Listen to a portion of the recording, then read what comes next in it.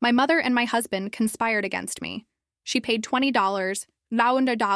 for fake evidence of neglect and transferred $3 million to my children so I would lose custody and they could control my inheritance. The courtroom was completely silent when my husband's attorney opened the worn brown leather folder and pulled out enlarged photographs showing me asleep on the living room couch at 3 in the afternoon on some random Tuesday, with empty bottles scattered across the coffee table and my 2 young children playing alone on the dirty floor covered with broken toys and food scraps that apparently no one had cleaned for days of endless maternal neglect that I had never consciously committed, but that those images seemed to document with disturbing and unquestionable clarity. My heart literally stopped when I recognized the familiar setting of my own home where I had lived for the past 9 years since I married Raphael,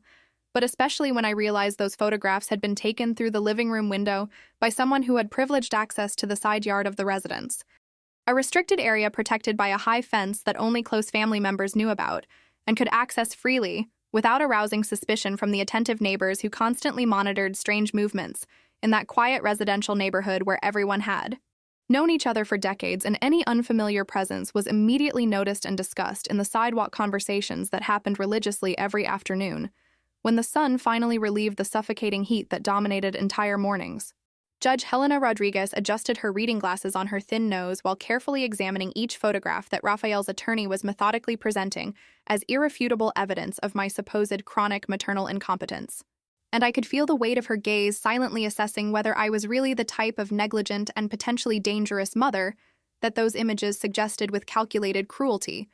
or if there was some alternative explanation that could justify such devastating scenarios captured with professional photographic precision that left no room for ambiguous interpretations or convenient excuses. I desperately tried to remember that specific Tuesday mentioned in the dated caption of the photographs presented as legal evidence against my ability to adequately care for my own children, frantically searching through recent memories, looking for any context that could explain why I would be sleeping on the couch during the afternoon, while 5-year-old Lucas and 3-year-old Sophia were playing apparently without adequate supervision in a clearly disorganized domestic environment that suggested prolonged abandonment rather than isolated moments of understandable fatigue that every mother experiences occasionally after sleepless nights caring for young children with fevers or nightmares that demand constant maternal presence. But the more I observed those enlarged photographs arranged orderly on the polished table of the courtroom, lit by fluorescent lights that transformed everything into a clinical and impersonal setting,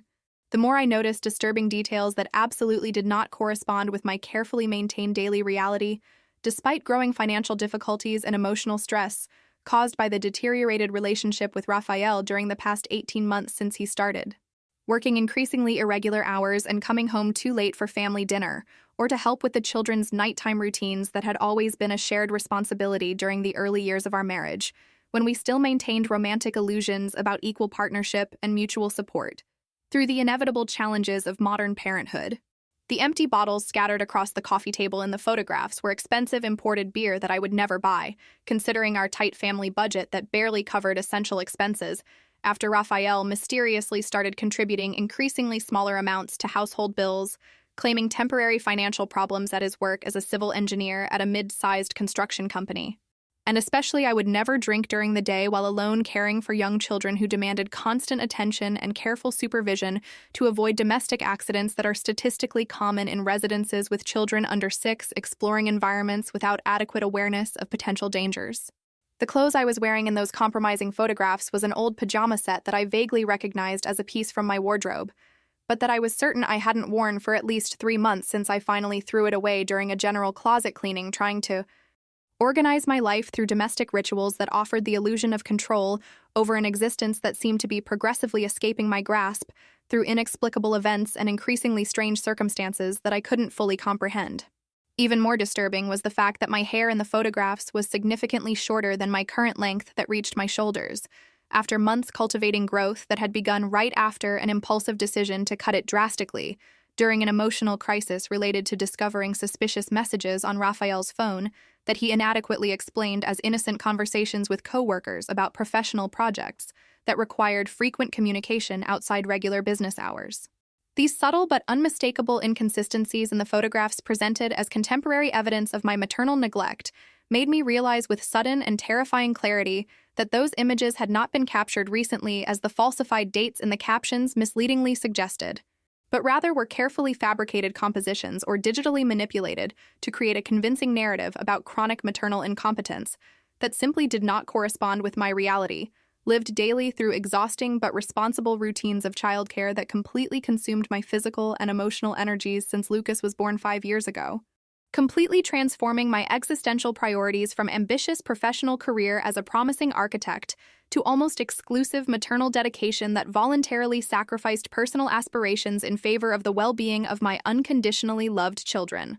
My attorney Fernanda immediately noticed my growing agitation as I examined those falsified photographs with growing incredulity, mixed with terror about the devastating implications that such convincingly fabricated evidence could have on the final outcome of that custody. Hearing that would determine whether I would maintain custody of my own children, or if Raphael would succeed in convincing the judge that I represented a real danger to the safety and well-being of Lucas and Sophia through systematic neglect photographically documented with apparent journalistic rigor. Fernanda discreetly touched my arm under the table in an attempt to calm me, before my visible anxiety could be interpreted by the judge as a sign of guilt or emotional instability that would confirm Raphael's accusations about my inability to maintain adequate composure, necessary for responsible parental care of vulnerable young children who depended completely on stable adults to navigate critical developments during the formative years of early childhood.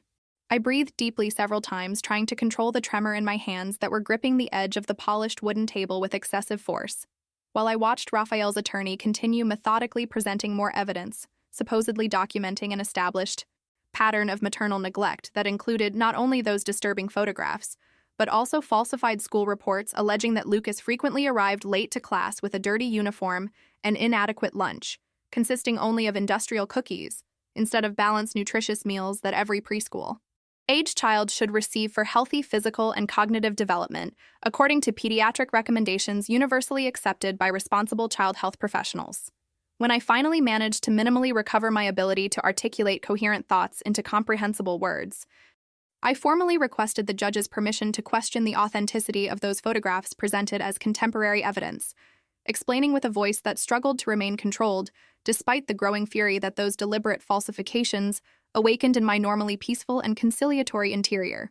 Judge Helena nodded briefly, authorizing my questioning, but making clear through a neutral but slightly skeptical facial expression that she expected substantial argumentation and not just desperate emotional denial, characteristic of guilty defendants trying to avoid deserved consequences for irresponsible behaviors adequately documented through apparently legitimate photographic evidence. I pointed specifically to the length of my hair in the photographs that was significantly shorter than my current easily verifiable length through simple, direct observation, and especially to the clothes I was wearing in the images being a specific pajama set that I had discarded months ago during a general wardrobe cleaning documented through photographs that I myself had taken to post in a social media group dedicated to minimalism and home organization, where I regularly participated sharing progress in simplifying my material life as a form of emotional therapy during a stressful period of the deteriorated relationship with Raphael. Raphael's attorney, Dr. Henrique, a 51-year-old man with meticulously gel-slicked gray hair and cold blue eyes that demonstrated decades of experience manipulating legal narratives to favor his clients regardless of underlying objective truths, immediately responded with an argument prepared in advance suggesting that the inconsistencies I had pointed out were merely the result of faulty memory caused by chronic alcohol consumption that would have impaired my ability to adequately remember recent events from my own daily life. The implicit accusation of chronic alcoholism hit me like a physical punch to the stomach, expelling all air from my lungs and leaving me momentarily unable to breathe adequately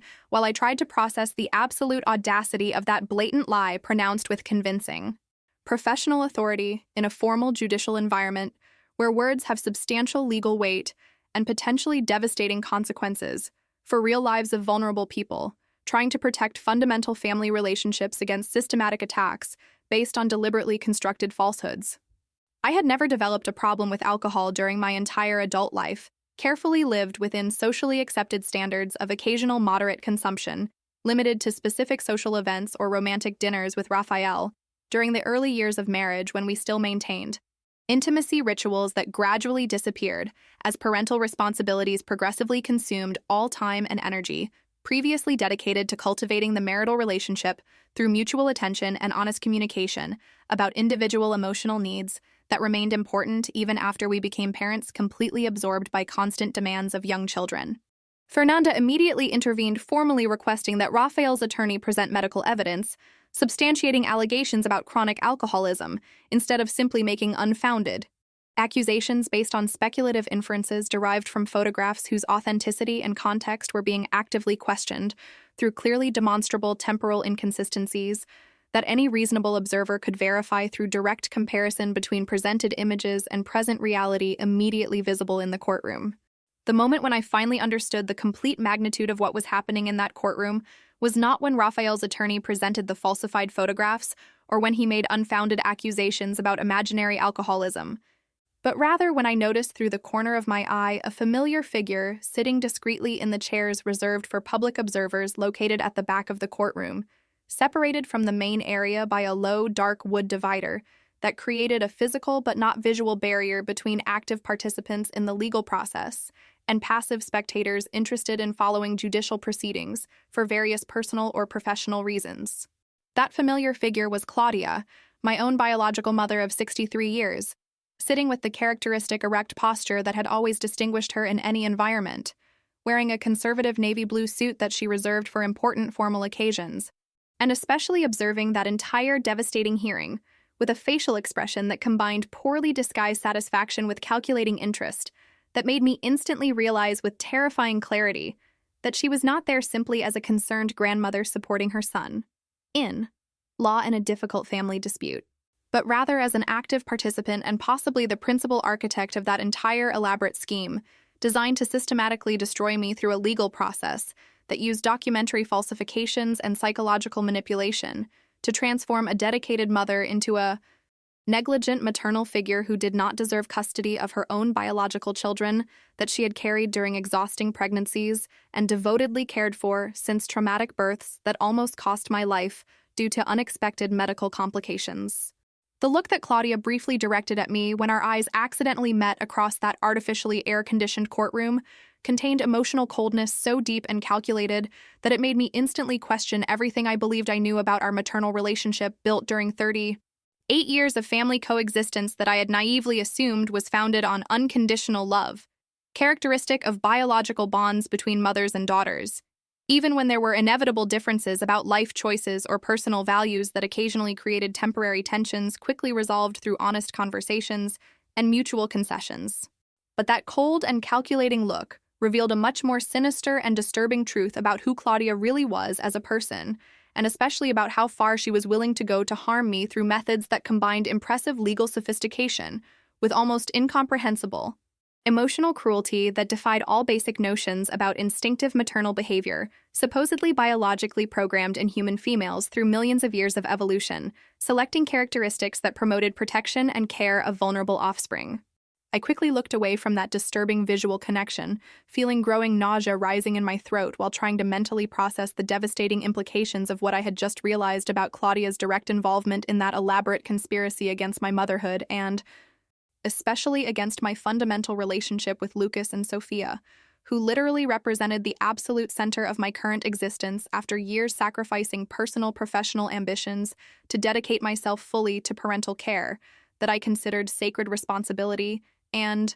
extraordinary privilege despite all practical and emotional difficulties inherent in raising young children in modern society, that offers inadequate support for young families navigating the complexities of contemporary parenthood without traditional community support networks that existed in previous generations. Fernanda immediately noticed my renewed agitation and discreetly followed my gaze until she identified Claudia sitting at the back of the room observing the proceedings with interest that seemed excessively intense for a simple, disinterested spectator. And I saw through her facial expression that she too was beginning to connect dots that revealed a disturbing pattern of systematically orchestrated family manipulation through multiple coordinated participants, executing an elaborate plan whose ultimate objective remained still partially obscure, but clearly involved permanently separating me from my children through a legal process that used documentary falsifications as apparently legitimate legal tools. During a brief recess requested by Fernanda to consult privately with her obviously disturbed client about progressive revelations regarding the extent of the conspiracy against her, We left the courtroom through a side door that led to a narrow corridor lined with other similar rooms where equally devastating family dramas were being resolved through formal legal procedures that transformed intimate relationships into technical legal arguments devoid of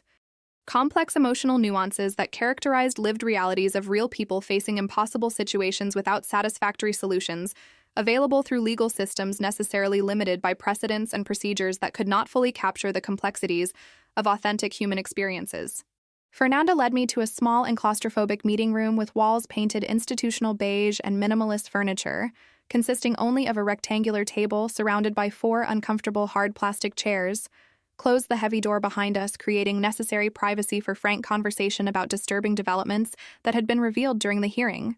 and especially faced me with an expression that combined genuine professional concern with growing frustration about not having been informed in advance about Claudia's potential involvement in a conspiracy against me that obviously required different legal strategies from those we had prepared, erroneously assuming we were simply dealing with a conventional custody dispute between divorcing spouses, disagreeing about appropriate custody arrangements for minor children. Marina, I need you to understand that I'm not here questioning your version of events or suggesting that you're a negligent mother. But my professional obligation as your attorney is to honestly alert you about the extreme gravity of the situation we're facing in this custody hearing. Fernanda began with a low but urgent voice as soon as the heavy door of the meeting room closed behind us, completely blocking sounds from the busy corridor where other attorneys and clients were awaiting their own devastating hearings. She pulled one of the uncomfortable hard plastic chairs and sat positioning herself strategically facing me, while mentally organizing the critical points she needed to address during that limited recess that the judge had granted, with visible reluctance after noticing my growing agitation upon recognizing Claudia observing the proceedings with disturbing interest. The photographs that Raphael's attorney presented are extremely damaging to your defense, not only because they show an apparently neglected domestic environment and you sleeping during daytime hours when you should be actively supervising Lucas and Sophia, but especially because they were accompanied by school reports alleging an established pattern of frequent tardiness and inadequate care that create a convincing narrative about chronic maternal incompetence, rather than isolated incidents that any mother might experience occasionally. She explained with professional frankness that I appreciated even as each word intensified the terror that already completely dominated my overloaded nervous system. Fernanda opened her organized leather briefcase and pulled out copies of the photographs we had just seen in the courtroom, methodically arranging them on the scratch table while pointing specifically to details that she had noticed during the initial presentation, but that I was too emotionally disturbed to process adequately in that moment of absolute shock. Observe here the date printed in the lower right corner of each photograph. All claim to have been captured during the past 6 weeks, a period that coincides exactly with when Raphael formally initiated this custody process through the judicial system, she indicated, delicately touching one of the images with a finger that trembled slightly, revealing that even she, an experienced attorney accustomed to complex family dispute cases, was disturbed by the calculated sophistication of that systematic attack against my motherhood. But you mentioned during the hearing significant temporal inconsistencies related to the length of your hair, and especially to the specific clothing that you claim to have discarded months ago.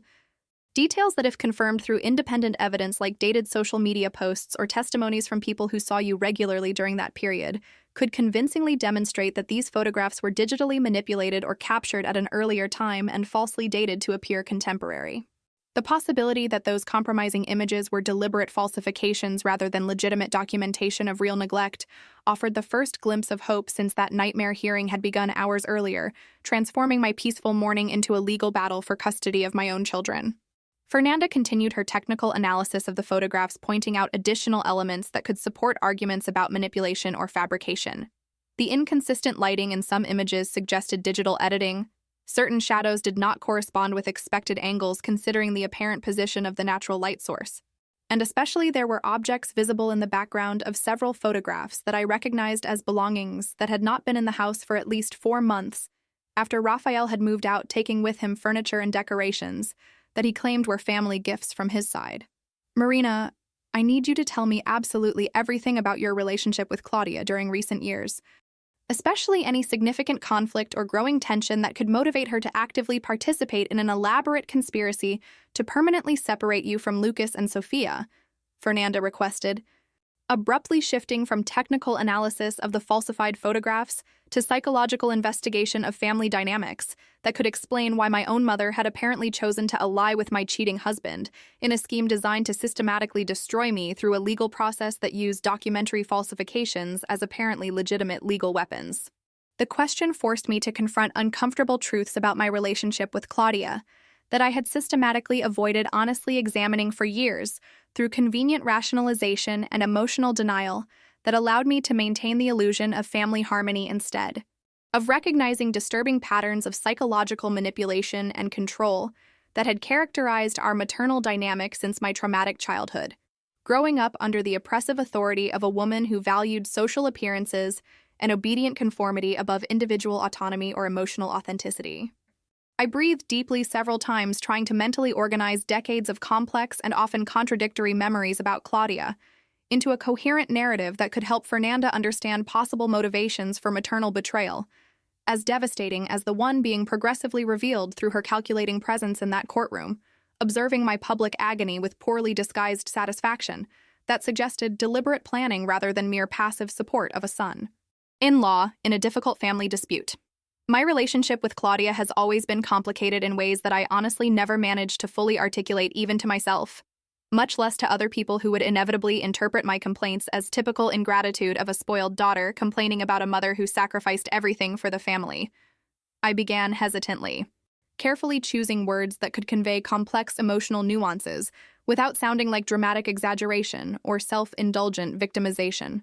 Claudia has always been an extremely controlling woman who had firm opinions about absolutely everything related to my life. From clothes I should wear in elementary school to professional career I should pursue in university. Passing through friendships she approved or disapproved based on criteria that were never completely clear to me, but seemed mainly related to social status and conformity with conservative expectations about appropriate feminine behavior. The memories that had remained carefully compartmentalized in the back of my consciousness for years began emerging with disturbing clarity as I finally allowed myself to honestly examine behavioral patterns that I had normalized through decades of systematic psychological conditioning.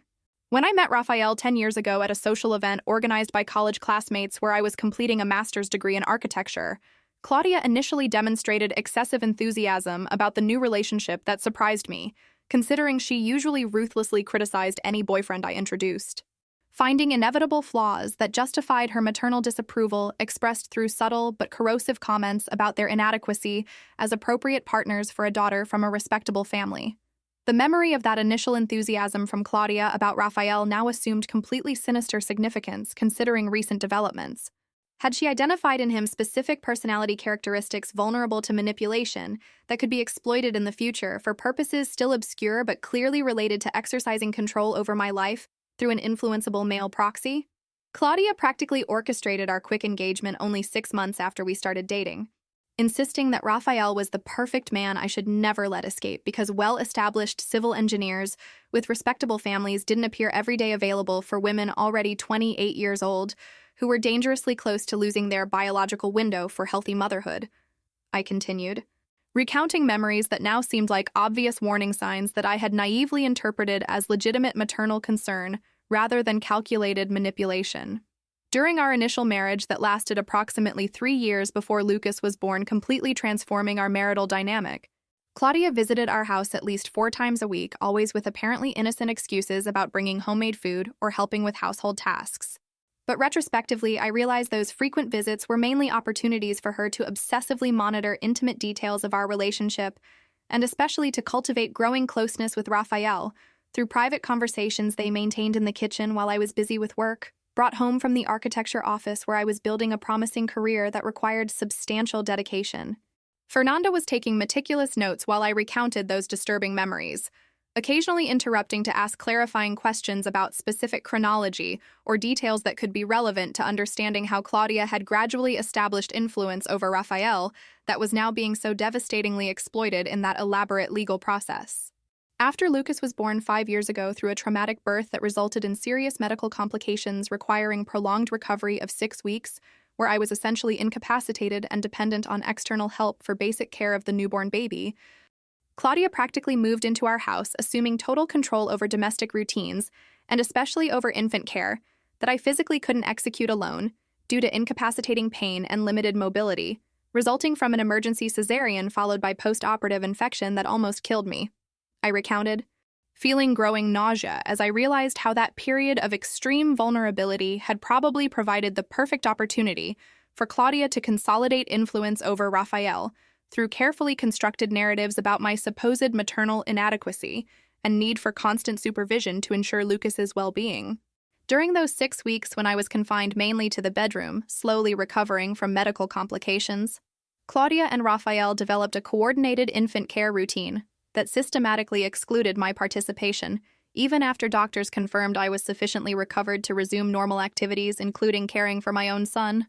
The memory of that period when I felt progressively alienated from my newborn baby, while Claudia and Raphael formed a care partnership that neither required nor apparently desired my maternal contribution, still caused me acute emotional pain years later, even when I had rationalized that exclusion as a natural and temporary consequence of having been physically incapacitated during the critical initial weeks of Lucas's life. When I finally insisted on resuming primary care of Lucas approximately 2 months after his birth, Claudia reacted with poorly disguised hostility, constantly questioning my decisions about feeding, sleep,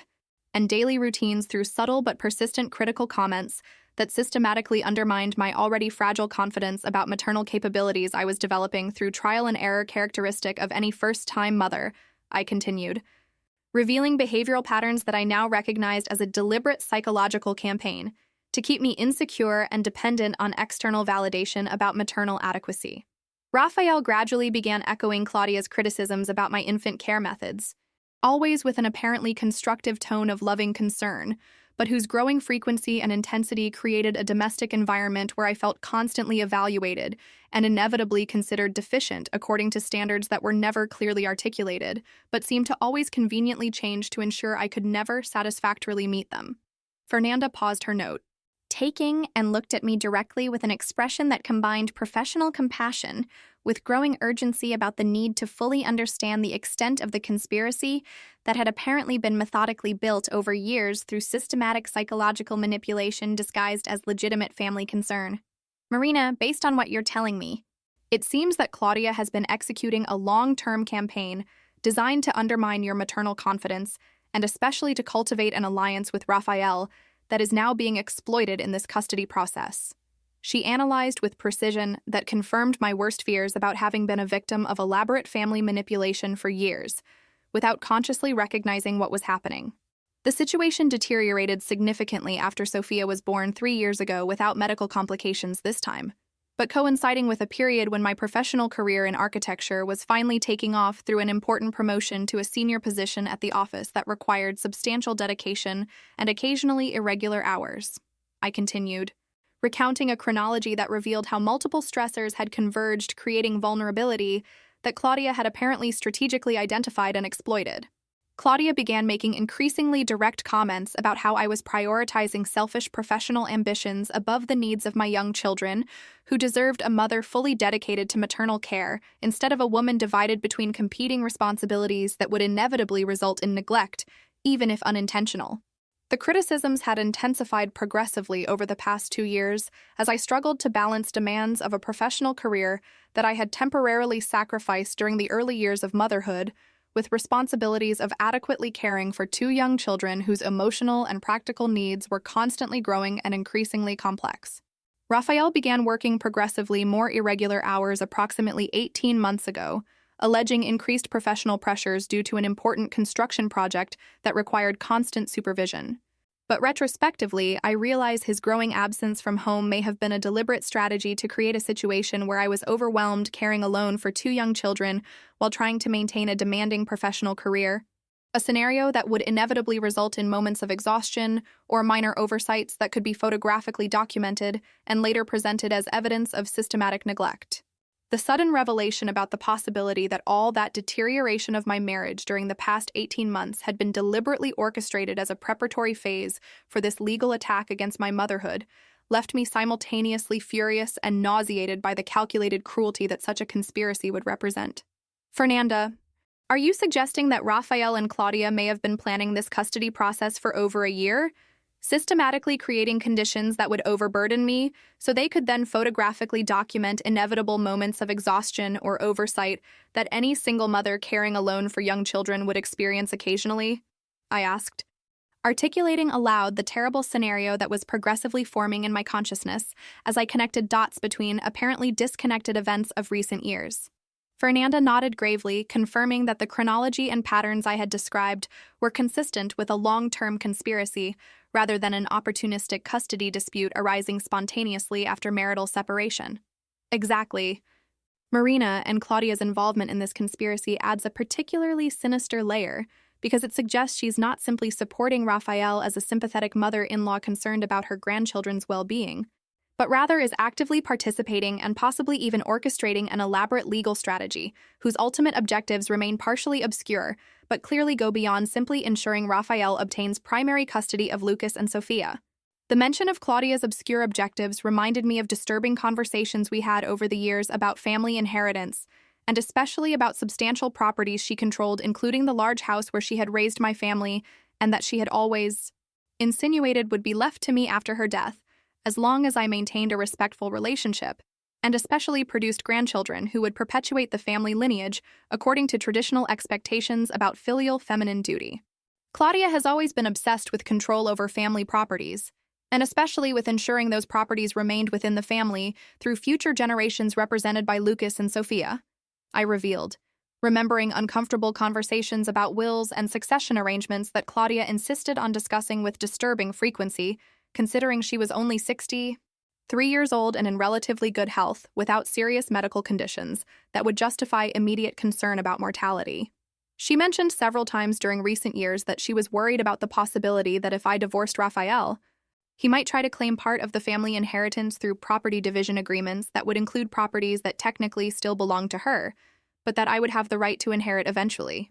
The connection between those obsessive concerns of Claudia about protecting family properties and this elaborate legal process to separate me from my children was beginning to emerge with disturbing clarity. Could the ultimate goal of this conspiracy be not simply to ensure Raphael obtained custody of the children, but rather to establish a legal basis to eventually transfer complete control over the family inheritance directly to Raphael through Lucas and Sophia, effectively excluding me completely from a legacy that should be mine by biological right? Fernanda, I need you to tell me honestly if it's possible that Claudia and Raphael are conspiring not only to take custody of my children from me, but also to completely exclude me from substantial family inheritance by transferring legal control over properties directly to Raphael as primary guardian of Lucas and Sophia, who would be technically legitimate heirs through me, but whose interests would be administered by Raphael if I were declared an inadequate mother.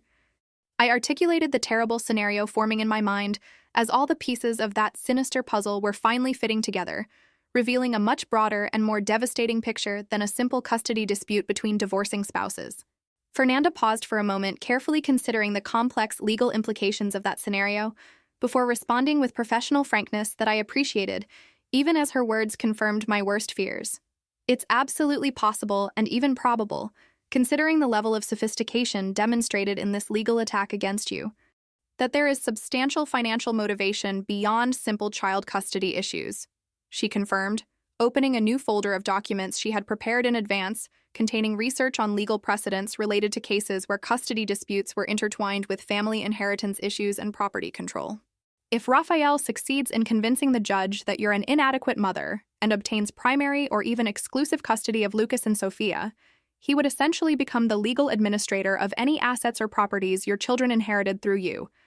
which would give him effective control over substantial family inheritance that Claudia currently controls, but that would presumably be transferred to you as the only daughter after her death. The calculated cruelty of that scheme that transformed my own children into legal instruments to rob me not only of motherhood, but also of future financial security left me temporarily speechless, while I tried to process the complete magnitude of the betrayal being perpetrated against me by people I had trusted unconditionally for years, naively believing that family love offered protection against such devastating manipulation. The most sinister aspect of this scenario is that if Claudia is really an active participant in this conspiracy, rather than simply a victim of Raphael's manipulation, it suggests your own mother is willing to permanently sacrifice her relationship with you in favor of an arrangement that allows her to maintain control over family properties, even after her death through Raphael as a legal proxy administering Lucas and Sophia's interests, Fernanda added, revealing an additional layer of maternal cruelty that went beyond anything I had imagined possible even in my worst nightmares about how far Claudia could go to exercise control over my life. The sudden sound of firm knocks on the meeting room door interrupted our disturbing conversation, signaling that the limited recess had ended, and we needed to return immediately to the courtroom to continue the process that would determine the fate of my relationship with Lucas and Sophia. Fernanda quickly organized her documents and looked at me with an expression that combined professional determination with genuine compassion about the brutal battle we still had ahead during the next hours of that hearing.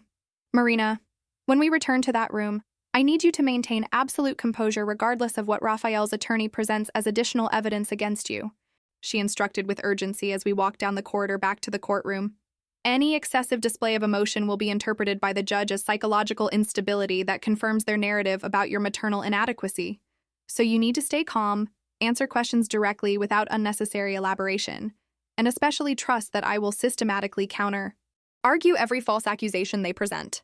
Her instructions were practical and necessary but extraordinarily difficult to follow, considering the emotional turbulence that completely consumed me, while processing devastating revelations about the extent of the conspiracy against me, and especially about Claudia's involvement in a scheme so elaborate and psychologically torturous that it defied all basic notions about instinctive maternal love that I had naively assumed characterized biological relationships between mothers and daughters. When we returned to the courtroom through the same side door we had used to exit, I immediately noticed the atmosphere had subtly changed during our absence. Raphael and his attorney, Dr. Henrique, were engaged in intense and apparently animated conversation that abruptly ceased as soon as they saw us enter, and especially Claudia had moved positions in the chairs reserved for public observers, moving to a location closer to the main area where proceedings happened as if she wanted to ensure she wouldn't miss any detail of what was about to happen during the next phase of the hearing. Judge Helena Rodriguez was already seated in her elevated position, examining additional documents that had apparently been submitted during the recess. And when she finally looked in our direction, signaling we were ready to recommence, I noticed through her facial expression that something had changed during our absence. Some development that had altered her perspective on the case in a way I couldn't fully identify, but that filled me with growing foreboding about additional challenges that were about to be revealed. Counsel for both parties. During the recess, I received supplementary documentation from Dr. Henrique that requires our careful attention before we proceed with additional testimonies. The judge announced formally with a tone that revealed absolutely nothing about the content or implications of that mysterious documentation that had been strategically submitted during a moment when I was absent from the room, unable to respond immediately to any additional accusations being made against me. Dr. Henrique stood with calculatedly deliberate movements that demonstrated growing confidence about the strength of evidence he was about to present, and when he opened a new folder of documents that he had strategically kept hidden during the initial phase of the hearing, I felt my stomach contract, anticipating devastating revelations that would even more dramatically transform that already impossible legal battle. Your Honor, during the recess, I had the opportunity to consult with my additional client, who kindly agreed to provide crucial testimony about behavioral patterns of Mrs. Marina that extensively corroborate Mr. Raphael's concerns about her adequacy as primary guardian of Lucas and Sophia. He began with professional formality that barely disguised satisfaction about being about to reveal damaging information he clearly believed would be decisive for the final outcome of that hearing. The mention of an additional client confused me momentarily, until I realized with growing horror that he was referring to Claudia. My own mother was not simply passively observing those proceedings as a concerned spectator, but rather had been formally recruited as a witness against me, providing sworn statements that would be presented as official evidence of my chronic maternal inadequacy. Your Honor, I would like to call to testimony Mrs. Claudia Ferreira Santos, maternal grandmother of Lucas and Sophia, who has intimate and prolonged knowledge about Mrs. Marina's parental capabilities, based on direct observations during the past 5 years since the birth of the first grandchild. Dr. Henrique formally announced while gesturing for Claudia to approach the witness area positioned strategically facing the judge, but also visible to all participants in the process, including me, who would now be forced to watch my own mother formally testify against me in a legal process that would determine whether I would maintain custody of my children. Claudia stood from the observers' chairs with erect posture and carefully composed facial expression that projected seriousness appropriate for the gravity of the situation, while deliberately walking to the witness area where a court official awaited her to administer the formal oath that would transform any subsequent statement into legally registered testimony, potentially used as evidence in future proceedings. I watched in paralyzed silence as Claudia placed her right hand on a worn Bible and solemnly swore to tell the complete truth about everything she was questioned about. And when she finally sat in the witness chair and looked directly at me for a brief moment before looking away to focus attention on the judge, I recognized in that fleeting look the same calculating coldness I had noticed earlier when I discovered her presence observing the hearing. Visual confirmation that she was completely conscious and voluntarily an active participant in that elaborate conspiracy to systematically destroy me through a legal process that used falsifications and manipulated testimonies as apparently legitimate legal weapons. Doctor. Henrique approached Claudia with a professional but also slightly deferential posture characteristic of experienced attorneys who know how to cultivate important witnesses by making them feel respected and valued in ways that encourage them to provide detailed testimonies damaging to opponents. And when he began his sequence of carefully prepared questions, I realized with devastating clarity that every word had been meticulously planned to create a convincing narrative about my maternal incompetence based on decades of supposedly objective observations from a concerned grandmother who had repeatedly tried to intervene to protect vulnerable grandchildren, but had been consistently prevented by a stubborn daughter who refused to accept necessary help or recognize her own limitations as an overburdened mother trying to balance incompatible demands of an ambitious professional career and adequate childcare responsibilities. Mrs. Claudia, could you please describe for the court your relationship with your daughter Marina, and especially the level of involvement you have maintained in the lives of your grandchildren Lucas and Sophia since their respective births? Doctor. Henrique began with an apparently innocent question, but strategically designed to establish Claudia's credibility as a witness with intimate and prolonged knowledge about family dynamics relevant to that custody process. Claudia breathed deeply before responding with a voice that projected maternal concern, mixed with resigned sadness about the necessity of publicly testifying against her own daughter, an emotional performance carefully calibrated to awaken the judge's sympathy while establishing foundation for devastating accusations that would come subsequently. I've been Marina's mother for 38 years and have always maintained a close relationship with her even after she married Raphael and established her own residence, visiting regularly to offer emotional support and especially practical help with household tasks and childcare as needed.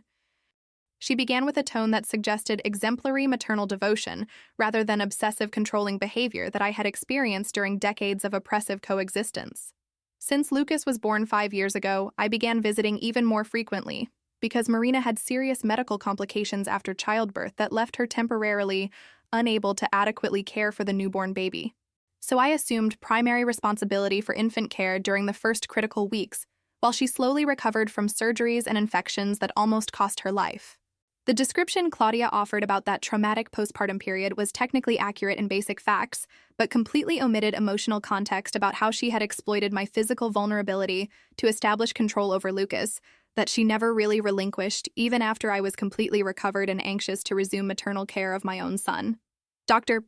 Henrique nodded encouragingly as if hearing particularly significant revelations, rather than a rehearsed recitation of a narrative he had obviously prepared collaboratively with Claudia during private consultations before the hearing. And after Marina recovered from those initial medical complications, did you continue closely observing how she cared for Lucas as he grew during the first years of his life? He asked, methodically leading testimony toward specific accusations about maternal neglect that constituted the central core of his legal strategy to convince the judge that I represented real danger to my children's well-being. Claudia nodded gravely before responding with words that seemed to weigh emotionally but honestly on her, as if she were reluctantly fulfilling a moral duty to protect vulnerable grandchildren, even if it meant publicly betraying her own daughter. Yes, I continued visiting regularly, and during those visits I began noticing worrying patterns in Marina's behavior related to how she cared for Lucas, she declared, strategically pausing to let that vague accusation settle in the judge's consciousness, before elaborating with devastating specificity. Marina frequently seemed exhausted beyond what's normal expected for a first-time mother,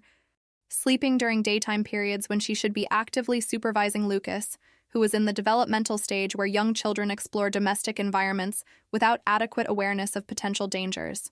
The accusation about me sleeping during the day echoed exactly the falsified photographs that had been presented earlier.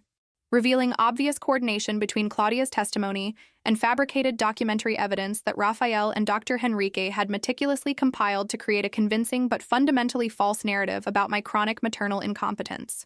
Fernanda stood immediately to object, but the judge raised her hand, signaling she should wait until initial testimony was complete before presenting counter-arguments or questioning the credibility of allegations being made by Claudia. Continue, Mrs. Claudia. The court is interested in hearing specific observations that support your concerns about your daughter's parental capabilities. The judge instructed with a neutral tone that didn't reveal whether she was being persuaded by the accusations or maintaining appropriate skepticism about the motivations of a grandmother testifying so damagingly against her own daughter in a legal process with potentially devastating consequences. Claudia continued her rehearsed narrative describing supposed incidents of neglect she claimed to have witnessed during visits to our house in recent years. Lucas being fed nutritionally inadequate meals consisting mainly of convenient processed foods instead of balanced homemade meals. The house maintained in a state of chronic disorganization, with scattered toys creating tripping hazards. And especially Marina, demonstrating excessive impatience or irritability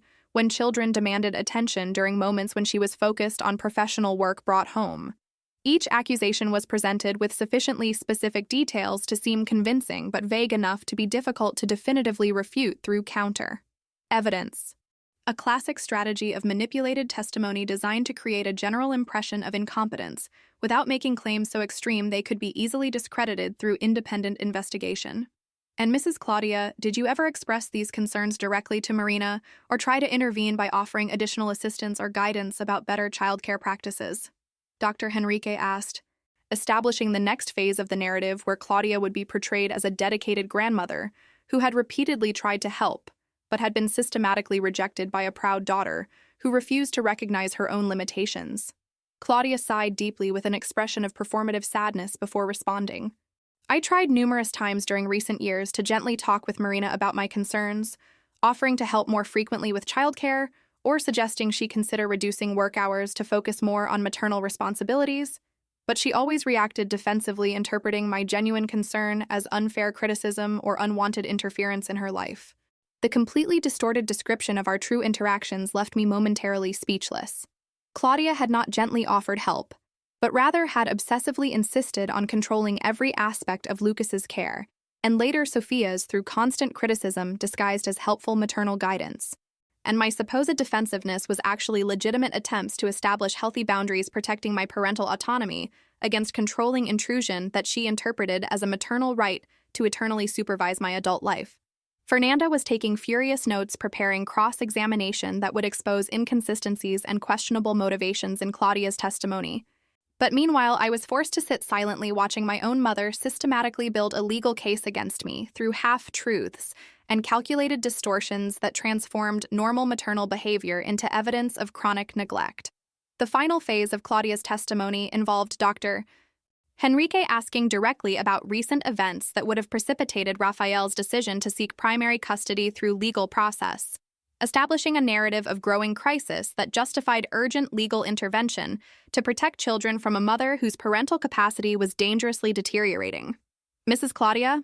could you describe for the court any specific incident during recent months that significantly increased your concerns about the safety and well-being of Lucas and Sophia under Marina's primary care? He asked, preparing ground for a revelation I instinctively knew would be particularly damaging considering the strategic timing and careful construction that had characterized the entire presentation up to that moment. Claudia paused dramatically before responding, and when she finally spoke, her voice carried the weight of reluctant but morally necessary revelation. Approximately 2 months ago, I visited their house without advance notice, because I was worried after Marina hadn't responded to my phone calls for several consecutive days. And when I arrived, I found an alarming situation that finally forced me to recognize Marina was no longer able to adequately care for the children. She then described a scene practically identical to the falsified photographs that had been presented earlier. Me supposedly sleeping on the couch during mid-afternoon, while Lucas and Sophia played alone in a disorganized room with empty bottles on the table, a description I knew to be complete fabrication, because I would never allow my children to be unsupervised while I slept during the day. And especially because I didn't drink alone at home, especially when responsible for caring for young children. When I tried to gently wake Marina to alert her about the worrying situation, She reacted with extreme hostility, ordering me to immediately leave the house and accusing me of inventing problems where none existed. Claudia concluded her false narrative with a dramatic flourish that painted me as not only negligent, but also aggressively defensive when confronted about irresponsible behavior. Claudia's devastating testimony finally ended, and Dr. Henrique returned satisfied to his table while the judge recorded notes about key points that had been presented during that phase of the hearing. Fernanda immediately stood requesting the opportunity to cross-examine the witness, and the judge nodded authorizing her to proceed, with questioning that would attempt to expose questionable motivations and inconsistencies in the carefully rehearsed testimony that Claudia had offered. Mrs. Claudia, you mentioned that you regularly visit your daughter Marina and your grandchildren. Could you specify exactly how frequently these visits occur? Fernanda began, establishing factual basis before advancing to more confrontational questions. Claudia responded cautiously, perceiving she was entering potentially dangerous territory where careless answers could reveal patterns of controlling behavior rather than normal grandmother concern. I visit approximately 3 or 4 times a week depending on availability and the family's needs, she reluctantly admitted. Fernanda nodded, taking notes before continuing. 3 or 4 times a week for 5 years since Lucas's birth represents easily more than 700 visits to Marina's residence, correct? She established with mathematical precision that made the obsessive frequency of visits impossible to deny. And during those more than 700 visits over 5 years, how many specific incidents of maternal neglect did you actually witness directly, rather than simply infer based on general house conditions or Marina's tired appearance? The skillfully constructed question exposed the fundamental fragility of Claudia's testimony. She had provided general impressions and subjective judgments, but surprisingly few concrete examples of real neglect she had directly witnessed, revealing her accusations were based more on disapproval of my parenting methods than on objective evidence of danger to children. Claudia visibly hesitated. Perceiving the trap Fernanda had skillfully constructed through that line of questioning, and when she finally responded, her initial confidence had noticeably diminished. I don't keep specific count of individual incidents, but the general pattern of behavior over the years clearly demonstrates Marina consistently struggles with motherhood demands. She tried to respond vaguely, avoiding providing specificity that could be easily contested. Fernanda didn't allow that evasion to stand unchallenged. So, in more than 700 visits during 5 years, you can't identify even 5 specific and dated examples of real maternal neglect you directly witnessed? She pressed mercilessly, exposing the factual void behind the sweeping accusations Claudia had made so confidently during initial testimony. Claudia's inability to specifically respond to that simple but devastating question revealed to the judge that much of the previous testimony had been based on subjective judgments and generalizations rather than concrete factual observations that could support conclusions about my maternal inadequacy. Fernanda continued methodically questioning Claudia's motivations for testifying so damagingly against her own daughter, and especially exploring questions about family inheritance and property control that could reveal financial incentives to ally with Raphael in that elaborate custody process. Mrs. Claudia, is it true that you control substantial family properties that your daughter Marina would presumably inherit after your death? Fernanda asked, introducing a line of questioning that would completely transform the perceived nature of that custody dispute from a simple question about child welfare to a complex conspiracy involving control of family wealth across generations. Fernanda's question about family properties hung in the air. Conditioned air of the courtroom, like a bomb about to explode, revealing hidden financial motivations behind that custody dispute, apparently focused only on child welfare. And I watched Claudia visibly hesitate for the first time since she had begun her carefully rehearsed testimony, her calculating brown eyes blinking rapidly while mentally processing how to respond to that dangerous question, without revealing the complete extent of her estate, or especially without admitting that succession issues could be motivating her active participation in that elaborate conspiracy against me. Dr. Henrique immediately stood objecting that questions about family inheritance were irrelevant to determining maternal adequacy, and especially that they constituted inappropriate invasion of financial privacy of a witness who had generously volunteered to provide crucial information about the well-being of vulnerable grandchildren. But Judge Helena Rodriguez leaned slightly forward, demonstrating growing interest in that line of questioning that introduced a completely new dimension to potential motivations behind that increasingly complex legal process. Objection denied, Dr. Henrique. Questions about potential financial incentives are absolutely relevant to evaluating witness credibility, and especially to understanding the complete context of family dynamics that led to this custody process. She declared with judicial authority that left no room for additional argument, and gestured for Fernanda to continue her line of questioning about properties and succession arrangements that Claudia had kept carefully hidden until that critical moment of the hearing. Mrs. Claudia, I'll repeat my question because your hesitation suggests reluctance to honestly respond under oath to a simple factual question. Do you or do you not control substantial family properties that your daughter Marina would normally inherit after your death according to standard succession laws governing transfer of assets between generations? Fernanda pressed with a professional but inflexible tone that made clear she would not accept evasions or vague responses about a central question for understanding true motivations behind that systematic legal attack against my motherhood. Claudia nervously adjusted her posture in the witness chair before finally responding with a voice that had lost the characteristic confidence demonstrated during the initial phase of testimony. Yes, I own some properties that were accumulated by the family over decades, including the residence where I raised Marina, and especially urban land that has significantly increased in value in recent years due to real estate development in the region, she reluctantly admitted, revealing for the first time publicly the extent of family wealth that had been kept discreetly away from public knowledge through decades of conservative financial management. Fernanda nodded, taking notes before continuing to explore that line of questioning that was progressively exposing a network of financial incentives intertwined with child custody issues in ways that made that dispute much more complex than it appeared on the surface. And what would be the estimated total value of those family properties that Marina would inherit as the only daughter after your eventual death? She asked, forcing Claudia to specifically quantify the financial magnitude of interests at stake in that legal process that increasingly seemed less about child protection and more about generational control of substantial wealth. Claudia hesitated again, clearly uncomfortable with the necessity of revealing intimate financial details in a public judicial environment where any information provided would remain permanently registered in official documents, potentially accessible to lawyers, journalists, or anyone interested in investigating family wealth she had zealously guarded privately throughout her adult life. I don't have a precise, updated appraisal of all properties, but conservative estimates suggest total value probably exceeding $3 million,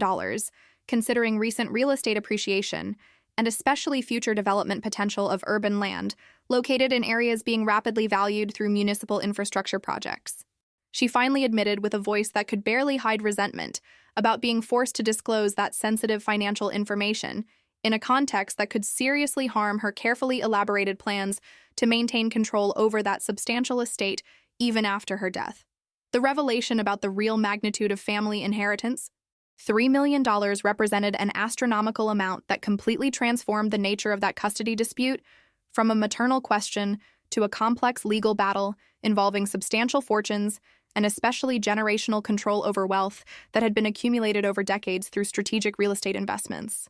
Fernanda deliberately paused, allowing that devastating financial information to settle in the judge's consciousness, and especially of everyone present in the courtroom, who now clearly understood there were enormous financial incentives, potentially motivating both Raphael and Claudia to conspire against me in ways that went far beyond simple concerns about Lucas and Sophia's well-being.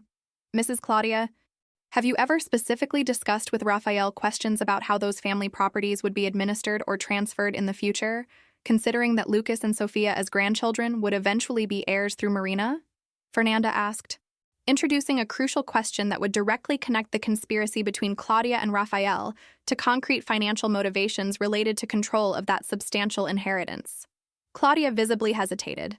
perceiving that any answer she provided now could be used to demonstrate prior coordination with Raphael about succession arrangements that would benefit him as legal guardian of children, who would eventually inherit those properties through me. But lying under oath would constitute perjury that could result in serious criminal consequences if later exposed through contradictory testimonies or documentary evidence. Raphael and I had general conversations over the years about the children's financial future, and especially about the importance of ensuring family properties remained within the family through generations. But these were normal discussions any concerned grandmother would have with a son,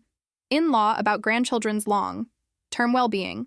She tried to minimize the nature of those conversations, suggesting they were merely innocent family speculations, rather than coordinated planning about how to manipulate custody arrangements to ensure control over substantial inheritance. Fernanda didn't allow that vague characterization to remain without specific challenge. Did those general conversations about the children's financial future specifically include discussions about scenarios where Raphael could obtain primary or exclusive custody of Lucas and Sophia, allowing him to legally administer any assets or properties they inherited through Marina? She asked with surgical precision that exposed exactly the type of conspiratorial planning that had apparently occurred for years, while Raphael and Claudia cultivated an alliance designed to systematically exclude me, both from motherhood and from the family inheritance that should be mine by biological right. Claudia's facial expression clearly revealed that Fernanda had hit precisely at the core of the financial conspiracy that had motivated that entire elaborate legal process. But she desperately tried to maintain plausible deniability about the complete extent of coordinated planning with Raphael. We discussed only general hypotheticals about various possible future scenarios, as any responsible family would when considering succession planning and especially protection of minor children's interests. She responded evasively, refusing to specifically admit she had conspired with Raphael about how to use the custody process as a mechanism to transfer control over family inheritance directly to him through Lucas and Sophia, effectively excluding me completely as a legal intermediary between Claudia and my own children. Fernanda decided to change tactics, recognizing Claudia wouldn't voluntarily admit explicit coordination with Raphael about fraudulent succession arrangements,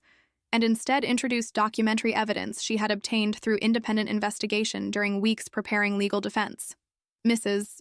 Claudia, I would like to present to the court a document we obtained through legal request from the Real Estate Registry Office showing that you recently, exactly 4 months ago, coinciding precisely with the moment when Raphael initiated this custody process, altered a previous will replacing Marina as universal heir with a new arrangement where family properties would be transferred directly to Lucas and Sophia through a trust administered by their legal guardian until they reach majority age, she announced, producing certified copies of that devastating testamentary alteration that conclusively proved Claudia had coordinated her succession plans, specifically with the chronology of Raphael's legal process against me.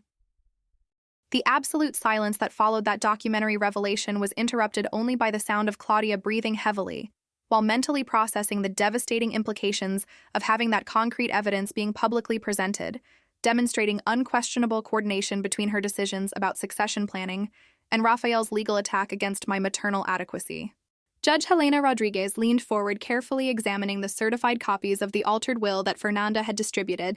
and when she finally looked at Claudia, her facial expression had significantly changed from professional neutrality to growing skepticism about the real motivations behind the supposedly objective testimony that had been offered minutes before about my maternal inadequacies. Mrs. Claudia, this document appears to indicate you substantially altered succession arrangements specifically in the same period when this custody process was being initiated, removing your daughter Marina as direct heir and establishing instead a trust where Raphael, as potential legal guardian, would have administrative control over properties valued at millions of dollars until Lucas and Sophia reach majority age approximately 15 years from now. Doesn't this suggest deliberate coordination with Raphael to use this custody process as a mechanism to transfer control over family inheritance? The judge questioned directly, demonstrating she had quickly understood the sinister implications of that suspiciously timed testamentary alteration. Claudia tried to respond, but words initially failed while she struggled to construct a plausible explanation that could justify that devastating temporal coincidence without admitting explicit conspiracy that now seemed obvious to everyone in the courtroom, observing her visible discomfort under direct judicial questioning.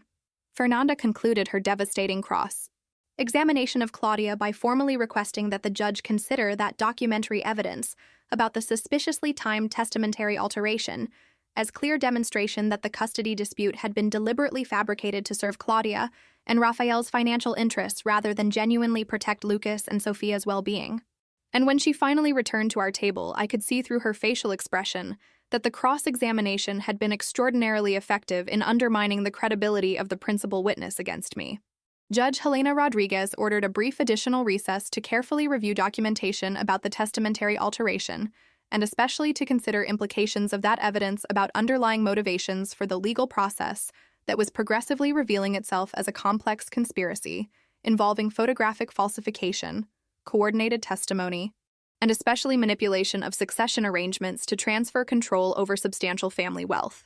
During that recess, Fernanda confidentially informed me she believed she had decisively turned the momentum of the hearing in my favor through exposure of Claudia's financial motivations, and especially through demonstration of suspicious temporal coordination between the custody process and testamentary alteration that strongly suggested conspiratorial planning, rather than legitimate concerns about maternal neglect. Marina, Claudia's testimony, and especially documentary evidence about the altered will, have completely transformed the nature of this hearing from a dispute about maternal adequacy to an investigation about potential fraud and conspiracy involving manipulation of legal process for illicit financial purposes, she explained with evident professional satisfaction. When the hearing recommenced after that tense recess, Judge Helena Rodriguez had clearly formed a very different perspective on the case, compared to the beginning of the hearing, when falsified photographs and fabricated school reports seemed to present convincing evidence of systematic maternal neglect.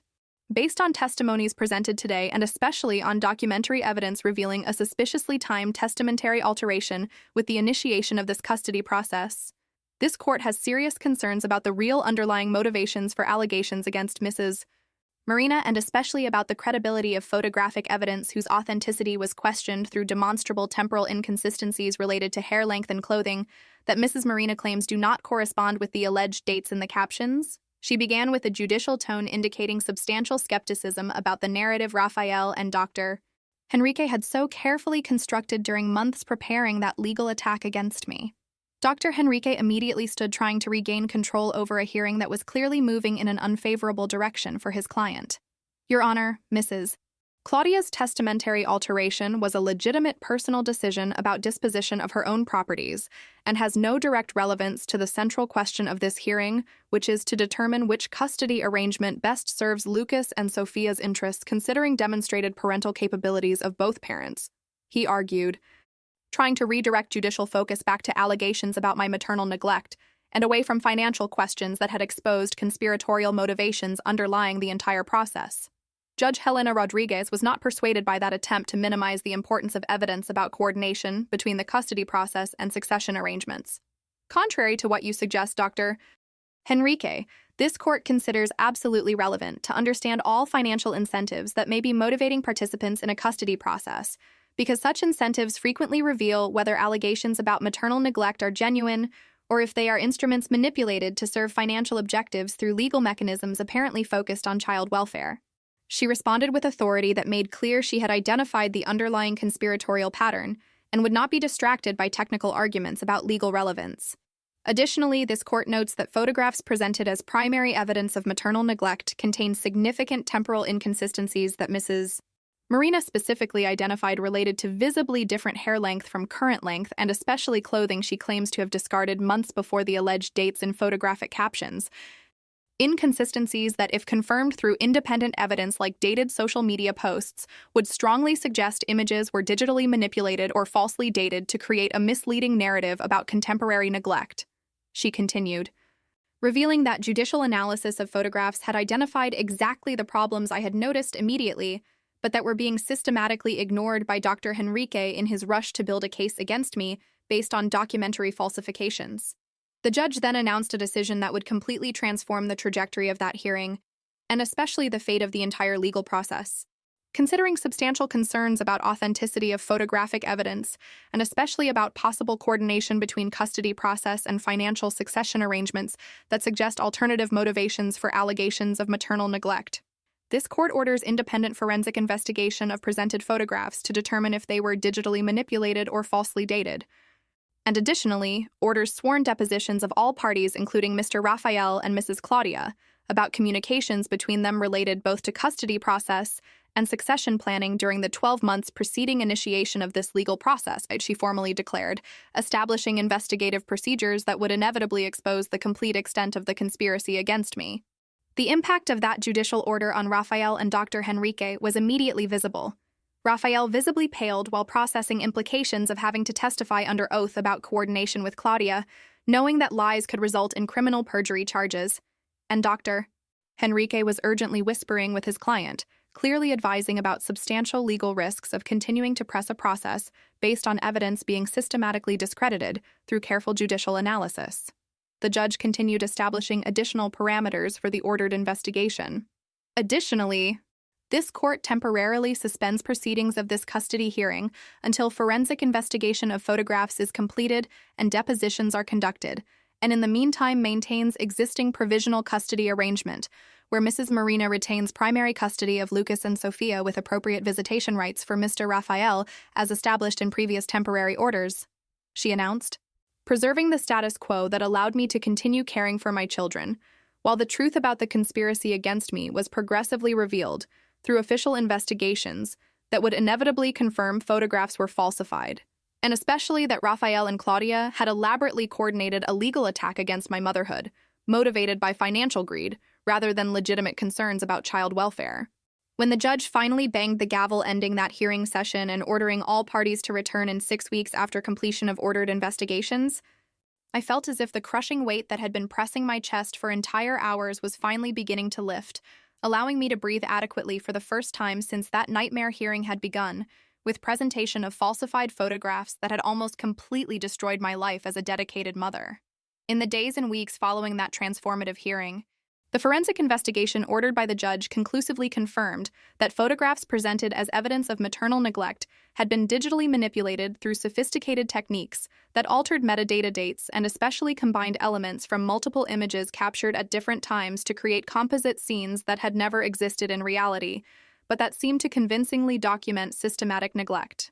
The detailed expert report specifically identified digital alterations in lighting, shadows, and especially in background elements that revealed artificial composition rather than authentic photography of a real scene, confirming exactly what I had instinctively suspected upon noticing inconsistencies about hair length and clothing that didn't correspond with the alleged chronology. Even more devastating for Raphael and Claudia were revelations obtained through sworn depositions, where both were forced to admit the extent of communications between them about the custody process, and especially about how custody arrangements favorable to Raphael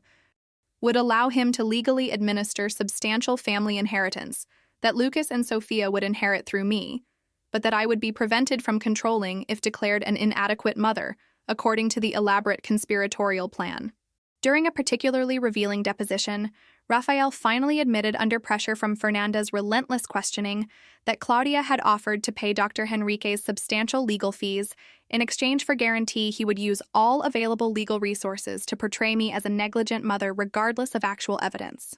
An admission that confirmed the entire process had essentially been bought and paid for by Claudia as an investment designed to protect control over family properties through a legal proxy in the form of Raphael as guardian of my own children. The final phase of that devastating legal saga culminated in a subsequent hearing 6 weeks later, where Judge Helena Rodriguez formally reviewed all results of forensic investigations and depositions. And when she finally issued judicial decision on the custody process, her language left no doubt about the gravity of fraud that had been perpetrated against the judicial system, and especially against me as a dedicated mother fighting to protect a fundamental relationship with my children. This court conclusively determines that allegations of maternal neglect presented by Mr. Raphael were founded entirely on falsified evidence, including digitally manipulated photographs, fabricated school reports, and coordinated testimonies deliberately designed to deceive this court about Mrs. Marina's real parental capabilities. She declared with a tone of judicial indignation about abuse of legal processes. Additionally, this court determines based on documentary evidence and sworn depositions that the custody process was initiated not by legitimate concerns about Lucas and Sophia's well-being,